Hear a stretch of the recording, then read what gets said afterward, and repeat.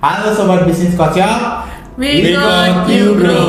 Oke, kembali lagi bersama saya Dana Dan saya Tegar. Saya Reni. Oke, kali ini kita mau melanjutkan podcast bedah buku, membahas tentang buku bagaimana mencari kawan dan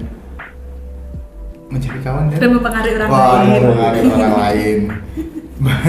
Kita ada di bagian 3 yang bahasannya tentang bagaimana memikat orang lain mengikuti cara berpikir Anda. Itu ada di bab 5. Itu judulnya Rahasia Socrates. Socrates ini kalau salah satu filsuf yang dia itu salah satu filsuf yang jago banget ngerayu kalau di zaman Yunani gitu.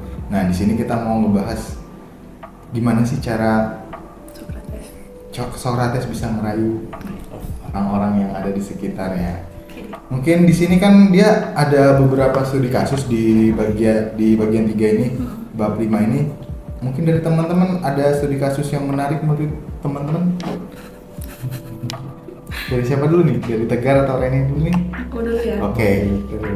Aku nih udah baca di bagian 3 bab 5 ini ada cerita yang menarik. Ini ceritanya kan intinya ada sekilas balik dulu. Socrates itu dia pintar ngerayu kan, tadi Mas Randa bilang. Nah, dia tuh gimana caranya memengaruhi biar orang tuh ngomong iya. Karena lebih gampang kalau orang berpikir positif dulu daripada udah ngomong tidak. Kita pasti kayak jadi susah ngebalikin biar nurut sama kita kan. Nah, di sini di cerita yang pertama itu ada nasabah, jadi kayak bank gitulah. Itu dia cari nasabah, awalnya tuh mau saya ngikutin.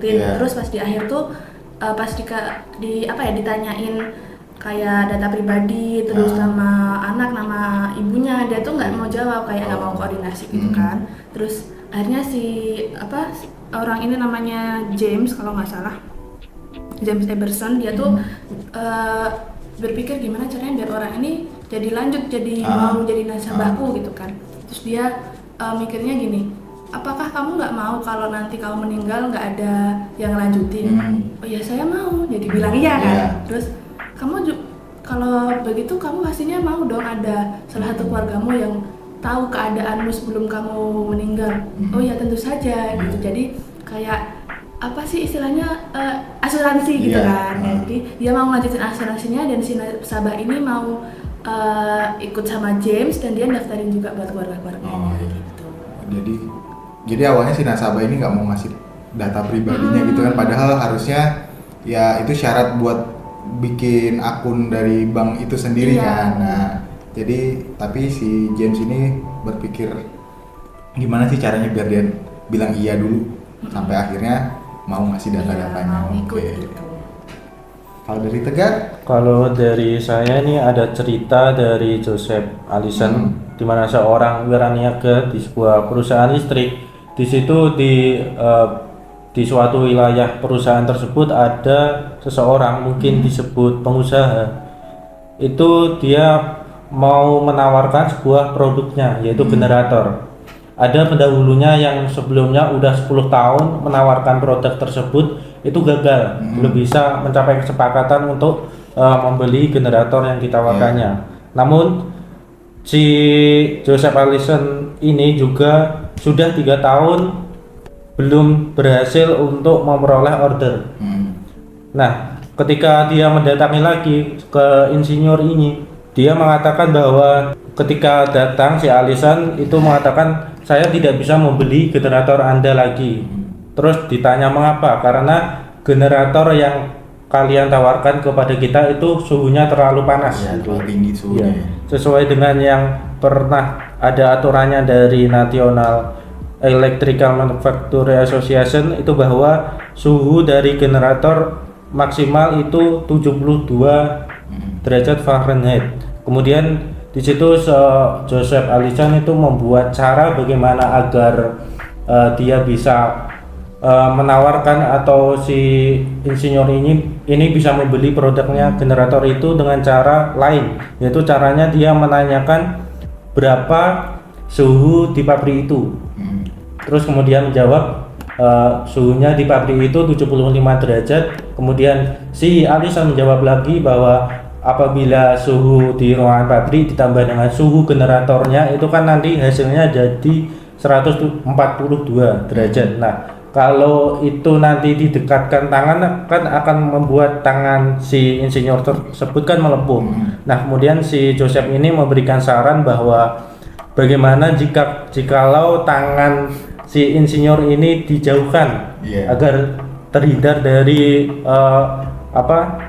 terhindar dari panasnya generator itu. Kemudian si insinyur ini juga berpikir bahwa ternyata si Joseph ini benar juga ya, kalau generator sebenarnya nggak perlu dipegang terlalu dekat. Maka dari itu si insinyur ini memanggil sekretarisnya dan langsung untuk memesan sejumlah $35.000 pada saat itu juga. Ya berarti kan dia kayak si insinyur ini dikasih tahu sama si Alison itu kalau ya ngapain sih megang generator lagi panas-panasnya buat apa gitu. Padahal ya itu kan secara suhu juga masih sesuai standar dari standar elektrikal itu tadi kan. Nah, dan akhirnya ya si Alison-nya bisa mendapatkan orderan juga karena dia bisa menghasilkan jawaban iya dulu di awal itu tadi. Kalau dari aku sih yang menarik, salah satu yang menarik juga ada case dari si Eddie Snow. Nah, Eddie Snow ini dia ini sebenarnya bukan, kalau yang ini kan rata-rata penjual yang kalian biasa kan. Kalau ini si Eddie Snow ini dia seorang pelanggan. Nah, dia ini biasanya nyewa alat panah dulu di sebuah toko. Nah, terus pas lagi musim liburan gitu, saudaranya itu datang main. Jadi dia mau nyewa lagi ke toko itu, tapi ternyata si tempat penyewaan panah ini udah nggak menyewakan panah lagi. Nah, tapi akhirnya si Eddie Snow ini nelpon yang punya penyewaan. Intinya kayak kenapa nggak itu lagi, nggak nyewain panahan lagi.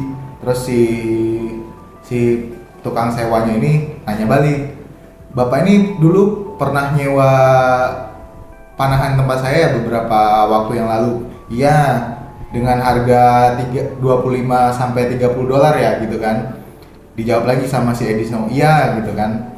Terus habis itu akhirnya si bapak ini ngomong, katanya kalau misalnya nyewa panahan sampai $30 gitu kemahalan kalau menurut mereka. Daripada cuma nyewa, mending bapak beli alat panahnya sekalian, cuma harga $34,95. Cuma lebih nambahin uang $4,95 doang kan, udah bisa punya, nggak perlu nyewa lagi gitu. Dan akhirnya akhirnya si Eddie Snow beli gitu.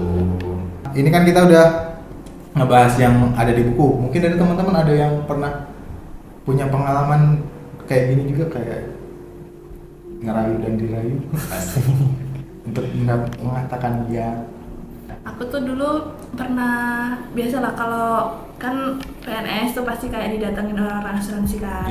Nah dulu aku nemenin bapak ibuku tuh ada orang asuransi ke rumah. Jadi sebelumnya tuh dia orang asuransinya ke omku dulu. Terus omku itu kayak apa sih namanya, harus cari orang lagi gitu loh.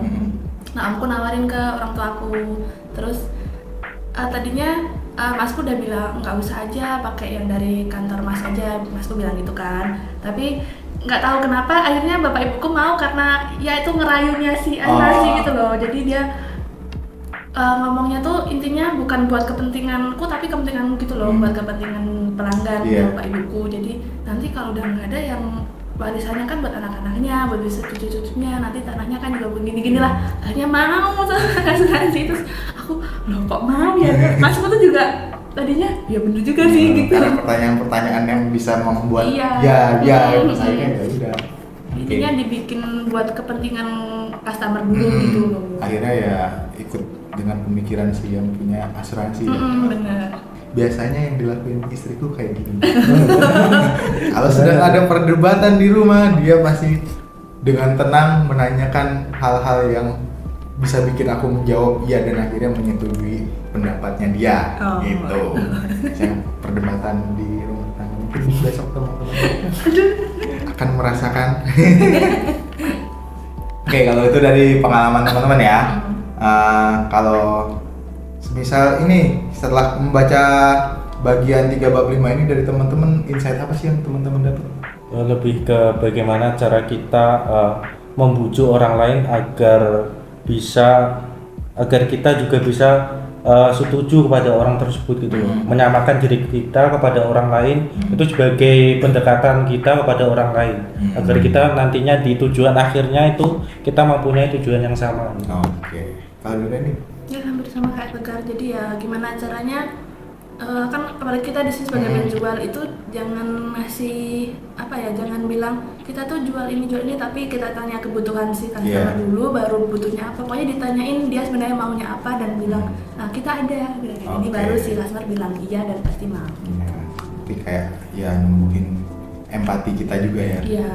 Gimana ini nih kita bukan cuma kita jualan tapi orang butuh apa nggak sih sama jualan kita gitu kan ya. Iya. Oke. Betul. Kalau gitu berarti ini kalau bisa diambil tarik kesimpulan, salah satu cara gimana cara memikat orang lain untuk mengikuti cara berpikir kita itu dengan cara membuat orang lain mengatakan ya dan ya secara segera ya. Oke. Sampai di sini mungkin dari teman-teman yang nonton video ini pengen juga pelanggannya mengatakan iya. Nah, kita punya produk yang bisa menunjang buat usaha teman-teman. Kita punya produk apa aja? Ya, banyak banget. Banyak banget. Di sini Ada ada printer barcode, printer barcode, kasir, yes. paling atas scanner ada barcode scanner barcode. dan produk-produk lainnya. Nah, ada Di printer sana kartu juga. iya. Ada printer kartu, ada mesin penghitung uang. Terus kalau teman-teman butuh mesin kasir, kita juga ada. Bisa langsung cek aja di codeshop.co.id atau cek di marketplace kita ada di marketplace yang hijau, oranye, merah, biru ada. ungu juga ada. Bisa langsung aja cek Codeshop gitu. Terus kita juga ada beberapa cabang di hampir di seluruh Indonesia ya. Iya. Ada di Jakarta, Medan, Surabaya, Semarang, Makassar, udah itu ya. Ya. Oke, mungkin bisa langsung dicek aja ya. Produk-produk dari Codeshop dengan ya pokoknya produk kita tuh berkualitas banget lah. Unitnya garansi 1 tahun, jadi ya after sales-nya paling oke di seluruh Indonesia lah. Oke, sekian buat pembahasan podcast Bedah Buku kita di buku Bagaimana Mencari Kawan dan Mempengaruhi Orang Lain pada kali ini. Semoga apa yang kami sampaikan bermanfaat. Sekian, terima kasih. Mohon maaf untuk kata-kata yang salah. Wassalamualaikum warahmatullahi wabarakatuh.